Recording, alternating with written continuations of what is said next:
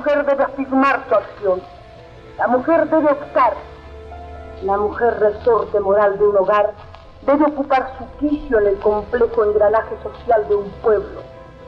Nos pide una necesidad nueva de organizarse en grupos más extendidos y remozados.